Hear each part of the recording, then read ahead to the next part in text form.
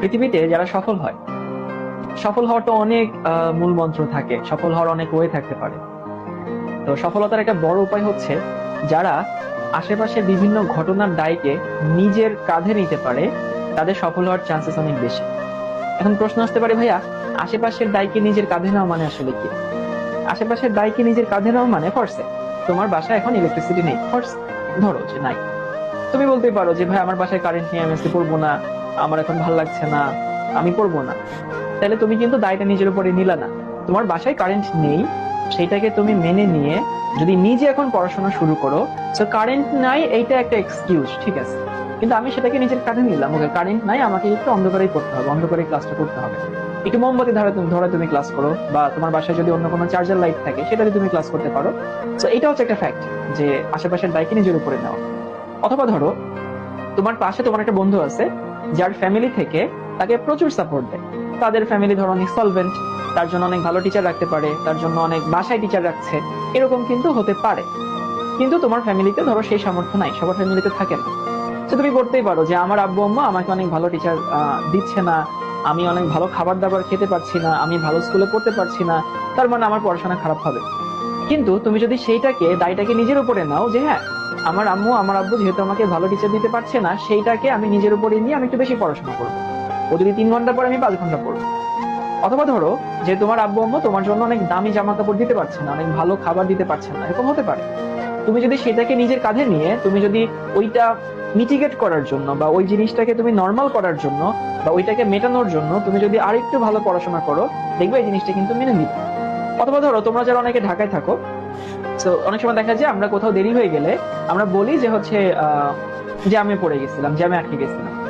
এই যে তুমি যখন বলবা কোথাও এক্সকিউজ দিয়ে বলবা যে আমি জ্যামে আটকে গেছিলাম, এর মানে হচ্ছে তুমি কিন্তু দায়টা নিজের উপরে নিচ্ছ না। তুমি তো জানো আসলে ঢাকায় জ্যাম থাকে, তাই না? তো তোমার কি করা উচিত ছিল? তোমার একটু আগে রওনা হওয়া উচিত ছিল, বাসা থেকে একটু আগে বের হয়ে তারপরে তুমি সময় মতো এখানে আসতা। তো তুমি যদি একটু আগে রওনা হইতা, তার মানে কি ঢাকায় যে জ্যাম আছে এটা তুমি জানো, এবং সেইটা মেনে নিয়ে তুমি একটু আগে রওনা হচ্ছ, তার মানে আশেপাশের দায়কে নিজের উপরে নিচ্ছ।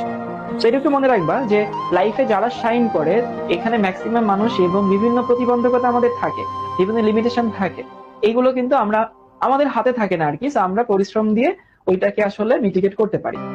আরেকটু কথা তোমাদেরকে বলি যে ধরো পৃথিবীতে মানুষ শাইন করার পেছনে যে কোনো সেক্টরে 4টা প্যারামিটার আছে।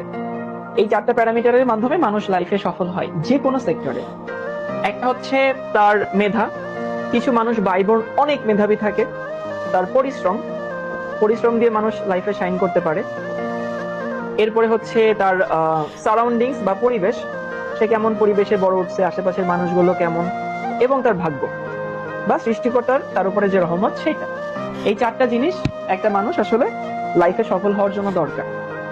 কারণ কিছু কিছু মানুষ আছে বাই বর্ন অনেক মেধাবী, সবাই হয়তো মেধাবী না। আবার কিছু মানুষ অনেক ভালো পরিবেশ পায়, কারণ তার ফ্যামিলি অনেক ভালো সলভেন্ট ফ্যামিলি, ভালো পরিবেশ পাচ্ছে, দূষিত পরিবেশ না, সে ভালো টিচার রাখতে পারছে, এমন হতে পারে। কারণ ভাগ্য খুব ভালো, অল্প পরিশ্রম করেও সে ভালো করতে পারছে। কারণ হচ্ছে কারণ তার ভাগ্য ভালো করছে, তার উপরে আল্লাহর রহমত আছে, অনেকের দোয়া আছে। এখন আমাকে একটু বলো তো, এই 4টা প্যারামিটারের মধ্যে একটা মানুষের হাতে কোনটা আছে? বা ধরো আমি যদি হই, তাহলে আমার হাতে আসলে কোনটা আছে? প্রথমটা নিশ্চয়ই আমার হাতে নাই। কারণ আমি মেধা, কতটুকু মেধা আমার আছে এটা আমি কখনোই চেঞ্জ করতে পারবো না। আমি বাইবর্ন যতটুকু মেধা নিয়ে জন্মাইছি ওইটাই আমার।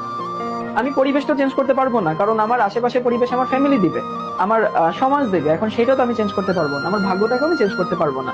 তো আমরা আসলে আমাদের হাতে আছে হচ্ছে এই 2 নম্বরটা, পরিশ্রম। সেই জন্য কখনো যদি মনে করো যে তোমাকে সাকসেসফুল হতে হবে, যেহেতু এই 3টাও অনেক বড় প্রভাব রাখে, বাট ওই 3টা আমাদের হাতে নাই, আমাদের হাতে আছে পরিশ্রম। তুমি যে কোনো সেক্টর, তুমি পড়াশোনা করো, তুমি বিজনেস করো, তুমি জব করো, তুমি যাই করো, তুমি যদি পরিশ্রম না করো, সেখানে যদি মেহনত না দাও, সেখানে কি তুমি ভালো করবে না? এই যে কিছুক্ষণ আগে কে জানি বললো কেমিস্ট্রি বোরিং, কেমিস্ট্রি বোরিং কিন্তু পড়তে হয়। এই যে বললাম না, তোমাকে আসলে মেনে নিতে হবে কেমিস্ট্রি বোরিং, বাট পড়তে হবে। তোমার কাছে মনে হতে পারে যে হ্যাঁ আমি আমার ফ্যামিলি ভাইয়া ভালো